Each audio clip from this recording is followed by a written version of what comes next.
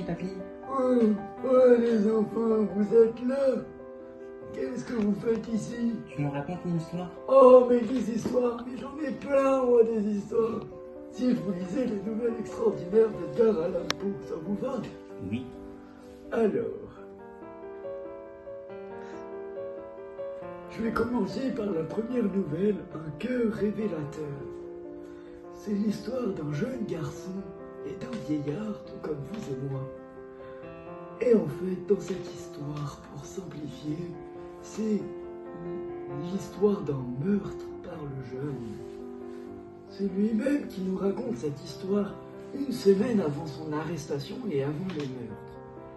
Il raconte que ce vieillard n'avait rien de particulier à lui reprocher, à part son œil, d'un bleu pâle qu'il comparait à celui d'un vautour. Et ça l'a traumatisé. Oh oui, traumatisé. Un jour, il s'est posé la question de s'il pouvait ôter la vie du vieillard. Et pour ça, il prépara méticuleusement un plan. Il alla chaque soir, environ vers minuit, à la porte, au chevet du vieux monsieur, pour essayer d'observer son œil dans son sommeil. Et un jour qu'il se passait normalement a priori, eh bien, il ricana d'une idée sombre. Et ce fut pour lui sa dernière nuit en liberté. Car en riant, il réveilla le vieil homme, qui, pris de panique, essaya de se rassurer en pensant que ce bruit n'était que le vent ou qu'un insecte. Mais le jeune garçon, lui, paniqué, va pousser le vieillard hors du lit et l'étouffer avec le matelas. Et ainsi le vieillard décéda. Il suffoqua d'un matelas. Et le jeune, pour cacher son crime, cacha le corps du vieillard sous les lattes de la chambre. Puis entendit du bruit à la porte et décida d'aller voir qui c'était. Eh bien, c'était la police. Les voisins les avaient appelés car ils avaient entendu du bruit. En même temps, un vieillard qui crie, on entend. Donc le garçon, tout à fait serein et calmé de ne plus avoir cet œil sur le corps, invita les policiers à s'asseoir au-dessus du cadavre, au bout de son culot, et continua à parler avec eux, raconter tout et rien. Mais le jeune garçon, toujours un peu dans sa folie, entendit des battements de cœur, mais se demanda d'où ils venaient. Puis, ne pouvant plus supporter ces battements de cœur, avoua tous ses crimes aux policiers et montra le cadavre, eux. Puis, finit arrêté et en prison. Allez, je vous laisse. Il est tard, je dois aller me coucher. À la prochaine.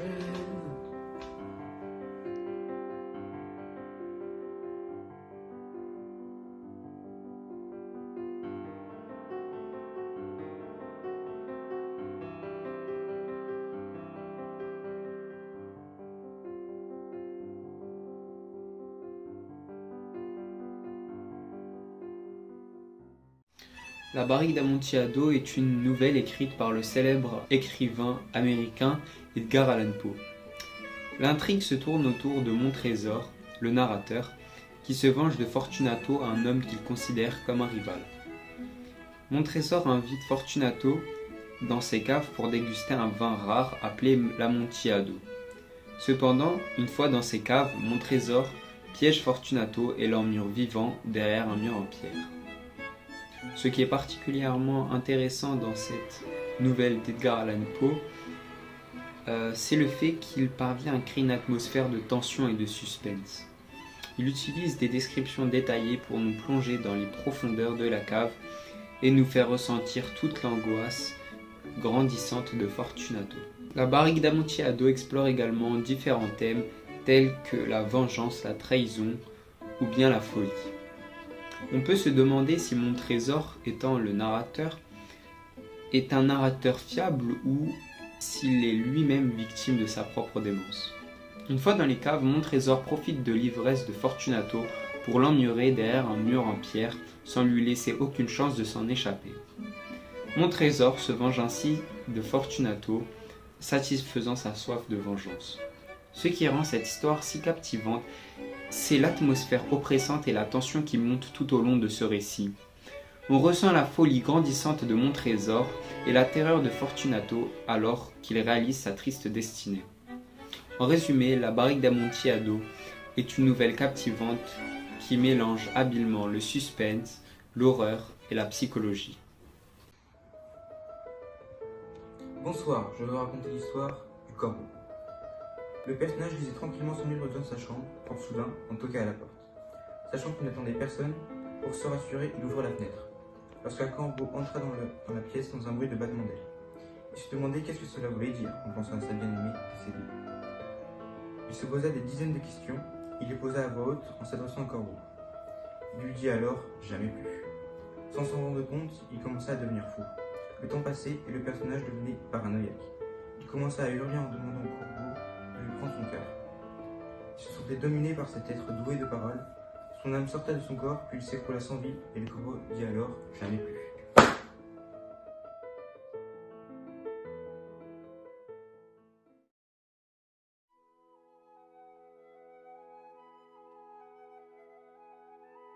Qui m'a foutu ici le chocolat? Eh bien, commençons. Connaissez-vous l'histoire du masque de la mort rouge? Non? Eh bien, je vais m'empresser de vous la raconter. La mort rouge était pendant longtemps une maladie donnant de graves effets, comme des douleurs aiguës, des vertiges ou encore des taches sur le corps et le visage de ses victimes. Lors d'une invitation de plus d'un millier d'amis convoqués par le prince, pour un bal masqué rempli de danseurs bouffons qui ont pour seule mission d'amuser la galerie. Lors de la soirée, 7 pièces furent décorées. Une bleue, pourpre, verte, orange, blanc, violet. Une dernière fut tapissée en noir. Durant la fin de la soirée, le prince remarquit un personnage méconnu de ses amis dans l'une des salles la plus foncée. Exaspéré par la rage et la honte de sa lâcheté d'une minute, le prince s'élança d'un pas précipité à travers les 6 chambres, où nul ne le suivit, car une terreur mortelle s'était emparée de tout le monde. À la fin du passage dans les 6 chambres, où le prince Prospero tombait mort une seconde après, alors invoquant le courage violent du désespoir, une foule de masses se précipita à la fois dans la chambre noire. Et saisissant l'inconnu, qui se tenait comme une grande statue, droit et immobile, dans l'ombre de l'horloge d'ébène. Il se sentit suffoqué par une terreur sans nom, ne logeait aucune forme palpable en voyant que sous le linceul et le masque caverneux qu'ils avaient empoigné avec une si violente énergie, on reconnut alors la présence de la mort rouge. Elle était venue comme un voleur de nuit. Et tous les conviés tombèrent un par un dans la salle de l'orgie, inondée d'une rosée sanglante, et chacun mourut dans la posture désespérée de sa chute. La chute de la maison Usher. Cette nouvelle fantastique, écrite par Edgar Poe, a été traduite par Charles Baudelaire en 1839. Le narrateur, un personnage anonyme, arrive dans la maison d'un ami d'enfance, Roderick Usher, qui vit avec sa sœur Lady Madeline.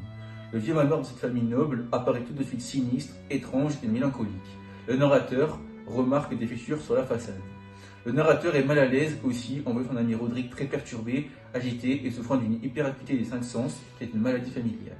Il a le teint aussi pâle que celui d'un cadavre. Il se montre superstitieux et hypochondriaque, il a peur de devenir fou, il ne sort plus du manoir. Il est mélancolique car il sait que sa sœur Lady Madeline va mourir. Elle ne parle plus et elle ne bouge plus. Les deux amis sont sensibles à l'art et passent leur temps grâce aux œuvres d'art, musique, peinture et littérature. Mais toutes les œuvres sont sombres et mélancoliques. L'intrigue fantastique, c'est que Lady Madeline meurt, Roderick Usher veut conserver son corps dans un cercueil 15 jours avant de l'enterrer, l'état mental de Usher se dégrade, et il entend des bruits, il erre dans le manoir, il tremble, et est encore plus pâle, et il semble devenir fou. L'atmosphère angoissante qui règne dans la maison terrifie le narrateur.